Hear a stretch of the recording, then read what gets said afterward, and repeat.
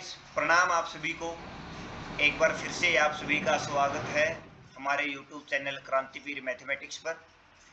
जैसा कि आप सभी स्क्रीन पर देख रहे हैं, इस वीडियो में हम डिस्कस करेंगे CSIR नेट जून 2022 का एक क्वेश्चन हमारा रियल एनालिसिस का क्वेश्चन है एंड टॉपिक है सीक्वेंस ऑफ फंक्शंस। ओके, तो basically question sequence of function की कन्वर्जेंस, यूनिफॉर्म कन्वर्जेंस पे डिपेंड करता है, उसी पे बेस्ड क्वेश्चन है। तो इस क्वेश्चन में बेसिकली एक ही मेन चीज है, वो है definition of uniform convergence of sequence of functions. Okay, अगर वो आपको अच्छी तरह से पता है तो आप इस क्वेश्चन को इजीली कर सकते हैं।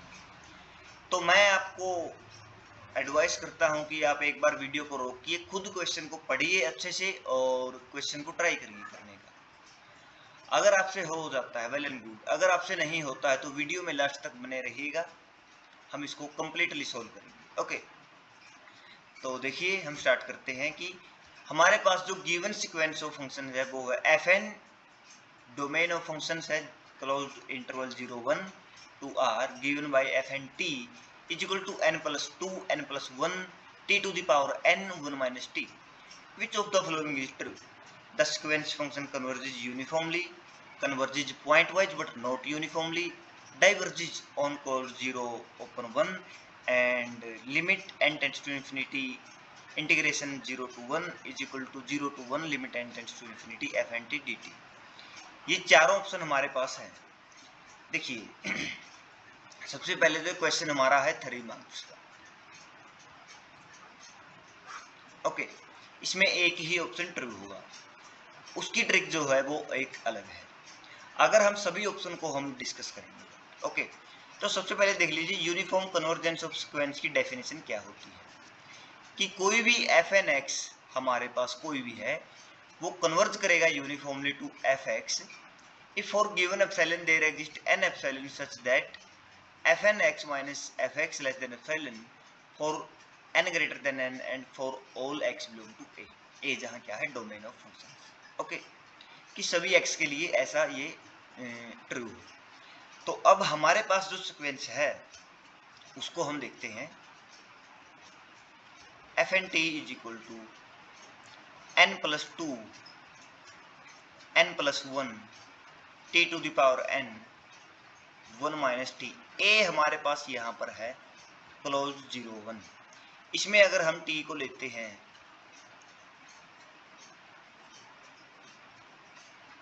t को अगर हम 0 से 0 less than equal to t less than equal to 1, अगर हम ये लेते हैं t को, तो हमारे पास ये जो टर्म है t to the power n, limit आप सभी को पता है, limit n tends to infinity x to the power n is equal to 0 where x is this. Okay, तो ये हमारा fn t, इस केस में हमारा fn t का इसको टेंड करेगा, fn t tends to 0. If we take t is equal to 1, then this term will be 0 and fn t tends to 0. Okay, अब ये हमारे पास कंडीशन है। तो मेनली हमको पता चल गया कि हमारा जो फंक्शन है fn t converges to 0 function. Okay, अब हमें चेक करना है कि ये कन्वर्जेंस यूनिफॉर्म है या नहीं है। तो नॉन यूनिफॉर्म शो करने के लिए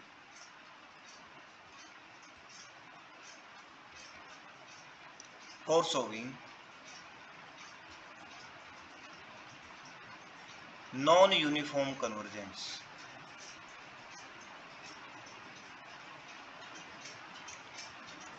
we need to find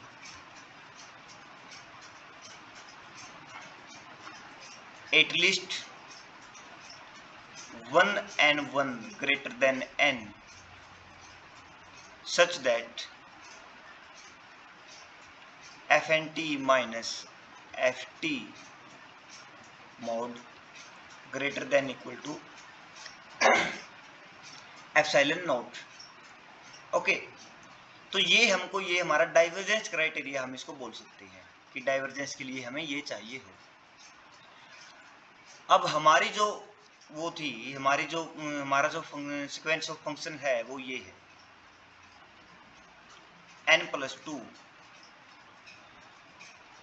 n+1 t⁻n 1 - t। हमने देखा ये कन्वर्ज कर रही है 0 पर mod we will take less than epsilon. अब हमें ऐसा कोई n एंड ऐसा कोई t चूज करना है, कोई भी t बिलोंग टू a, यानी कि हमारे पास t बिलोंग टू 0 1 क्लोज्ड 0 1। ऐसा हमको t फाइंड करना है कि n के बाद उस t में हम उसको ऐसा t हम फाइंड कर सकें कि ये less than greater than epsilon हो जाए, किसी भी एप्सिलॉन नॉट के लिए ग्रेटर देन हो जाए। हमें कोई भी एप्सिलॉन से ग्रेटर देन दिखा देना है, कोई भी एप्सिलॉन मतलब 0 से बड़ा कोई भी एप्सिलॉन। अब यहाँ पर हम क्या करते हैं, वी टेक n = n, जो हमारा कन्वर्जेंस क्राइटेरिया का n है। ओके, उसको हमने लिया। हम t को क्या ले लेते हैं, 1/2⁴(1/n). ओके, ये अगर हम लेते हैं t को, देन हमारे पास क्या आता है n+2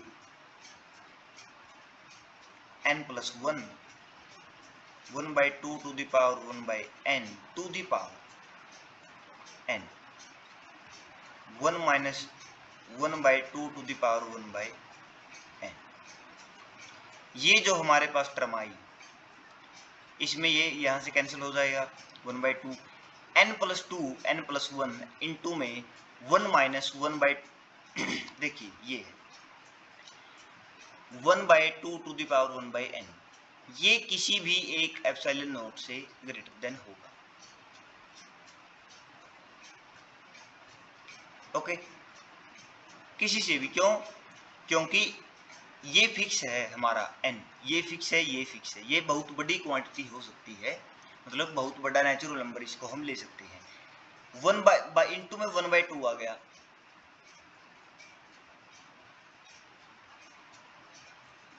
और इनटू में 1 - 1/2⁴(1/n).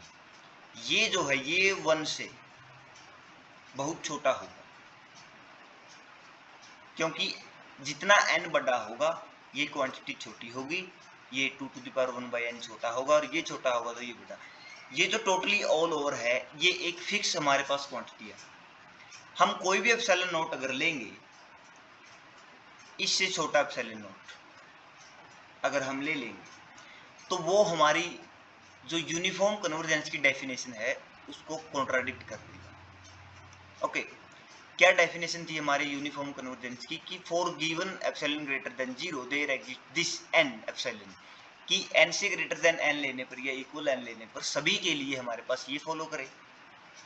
बट ये सभी के लिए तो फॉलो ऐसे नहीं हो रहा है, क्योंकि हमारे पास कोई ना कोई ऐसा n निकल करके आ रहा है।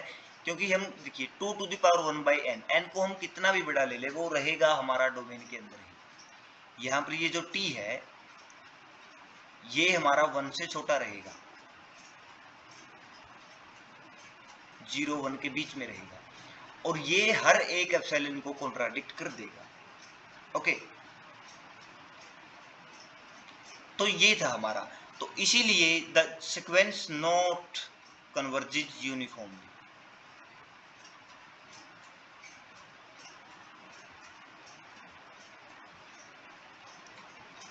because if we take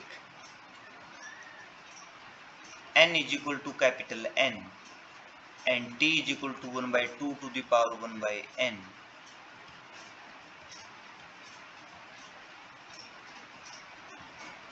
this contradicts the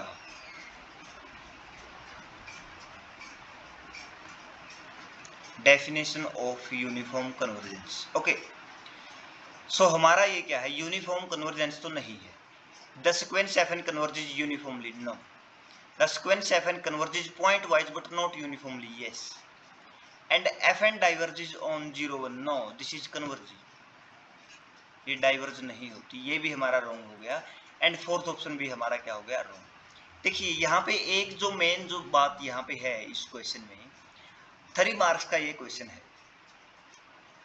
next मैं आपको बताऊं उससे पहले, अगर आपने चैनल को सब्सक्राइब नहीं किया है तो प्लीज चैनल को सब्सक्राइब करें एंड अपने फ्रेंड्स के साथ शेयर करें वीडियोज को, एंड अपने फ्रेंड्स से भी सब्सक्राइब करने को बोलें, क्योंकि अगर इस चैनल पर हम लगातार PYQs की वीडियो डाल रहे हैं और डालते रहेंगे, जैसे TIFR, IIT JAM, NBHM etc. competitive exam in higher mathematics. Okay, so please again I am requested you to subscribe my channel. Okay. तो देखिए यहाँ पे हमारा 3 मार्क्स में क्वेश्चन था, मतलब 1 ऑप्शन ट्रू।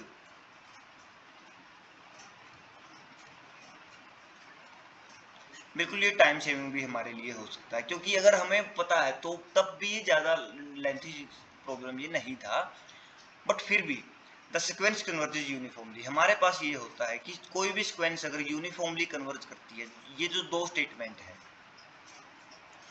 दिस इम्प्लाइज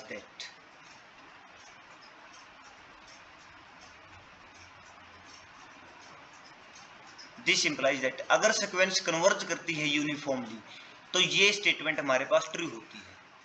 अगर हम फर्स्ट ऑप्शन को कर देंगे